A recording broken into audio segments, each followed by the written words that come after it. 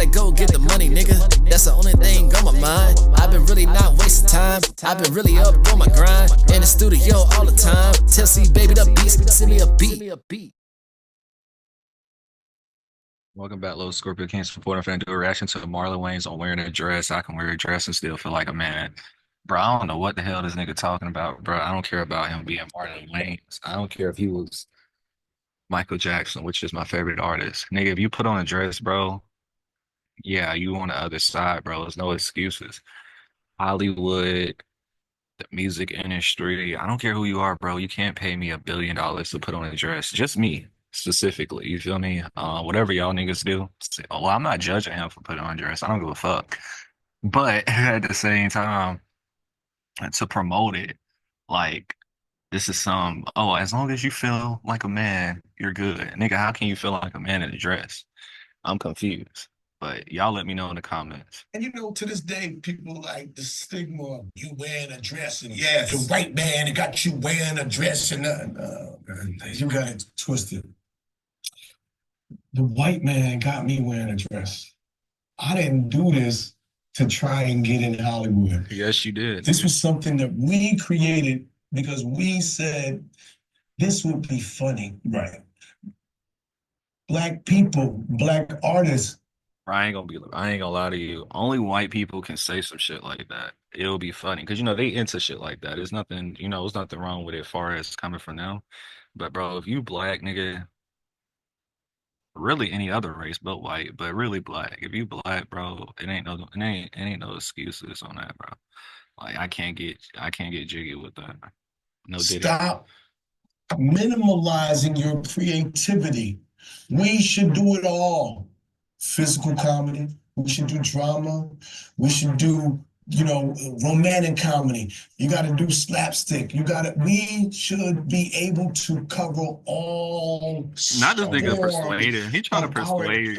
He trying to persuade. Because people don't do that. White people don't sit there and go, man, look at Dustin Hoffman wearing that dress. Look at Robin Williams wearing a dress. There you go. Robin Williams wearing a dress again. Dustin Hoffman. Look at Tom. He won. Did he win? Black people get skewered and scrutinized. White people win statues. Robin Williams won a Golden Globe for Mrs. Doubtfire. Dustin Hoffman won an Oscar for Tootsie.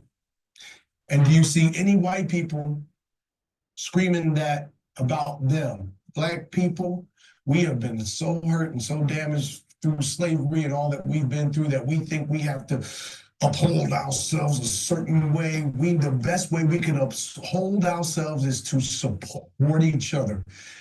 Don't be crabs in a barrel trying to break each other down. They do that.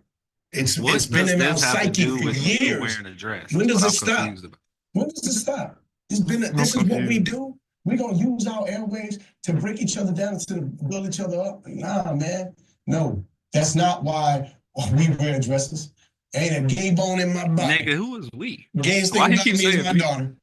You know what I'm saying? But honestly, and not to say that I'm not a homophobe, I got gay friends. Nigga, you could be gay undercover. It's okay. That I can wear a dress and still feel like a man. That's what you want. I'm doing comedy. So I'm gonna continue to do comedy, and when you do it right, when you do it right. You know why black people ain't mad at Robert Downey Jr. for doing the character in Tropic Thunder? Because it was funny. It was funny. He didn't downplay black people. He just did the black guy. He felt like he was in character, and it was funny, and it came from a good place. Right. So black people ain't mad at that. It wasn't like he was making fun and mockery of it. When we did White Chicks, right? Mockery is based on flattery. You want to tell a good joke? The person that you're making fun of, they should laugh the loudest. You know who loved the White Chicks the most? White people. White Chicks. Black people loved it too. But that's why the movie's a classic movie. And it's sad I fuck with White Chicks, though, that we haven't done a sequel. Nigga. But see, there's a difference between we do sequels and when they do sequels. And I'm not that guy to be like, white man, this and the, I don't complain. I just do my work, man. Right? I'm too busy creating and being a. Man, F all that. Marlon Wayans, Bro, there's no excuse to wear a dress. But since you keep talking about this, you need to make a white chicks too. Because I actually fuck with white chicks. So go ahead and go make a white chicks too. Since you don't care about dressing up as a woman and wearing a dress and all this other shit, nigga, just go make white chicks too. Okay, Force that's to all you sit gotta there do. and lick my wounds and look at doors and beg them to throw out a bone. Would you be willing to do a sequel? Yeah, but You say you're here to go over when now. Tom Cruise do a sequel to a hit movie, they go, here's $50 million with 50% of back in. And niggas do a sequel to a movie like, can you do the same movie for half the budget and you make a quarter of what you made the first time? What kind of math is this? Then if we do a sequel, wasn't it successful? I gotta make a bigger, better movie, and I'm not gonna cheat the audience. I'd rather not do it and let the classic just be a classic. Let it marinate. Right. And in the meantime, I'll create something new and create a new classic, and we'll form a different business based on that. But if you want to bring somebody back to a classic thing and a classic franchise, I ain't gonna lie, it's actually, especially if it's a movie, well, if it's a classic in general, it's actually hard to live up to that height. So based off of that, I can agree with. You know what I'm saying? If you ain't gonna do it better or bigger or whatever the case may be, just make something else. Um, I can agree with that. and you got to make it bigger and better, then I can't creatively marginalize myself by the financials not adding up. So when you're shooting this movie, obviously you're getting loud. Did you think it was gonna do this? Yeah. It was like it's special. Nobody's done it.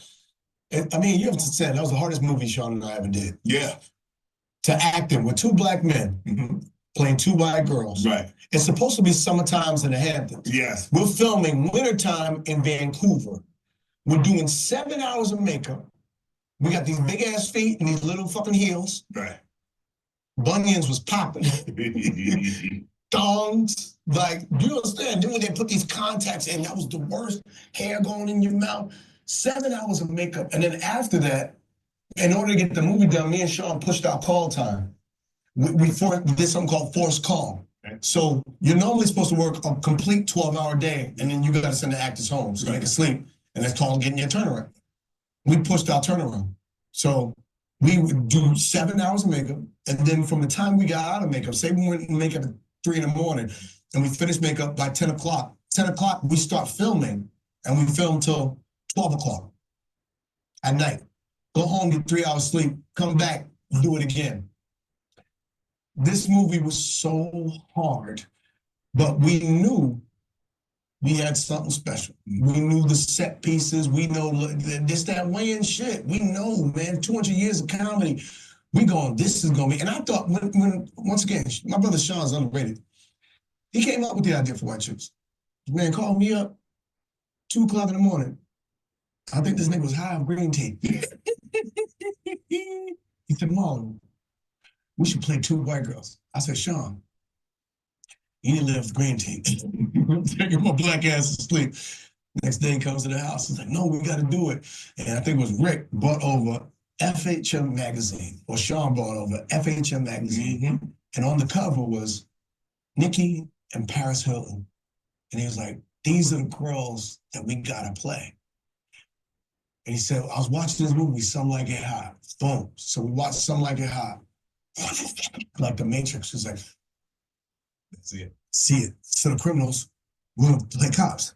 Instead of 2 white guys playing 2 white girls, we're going to play two black men playing white girls.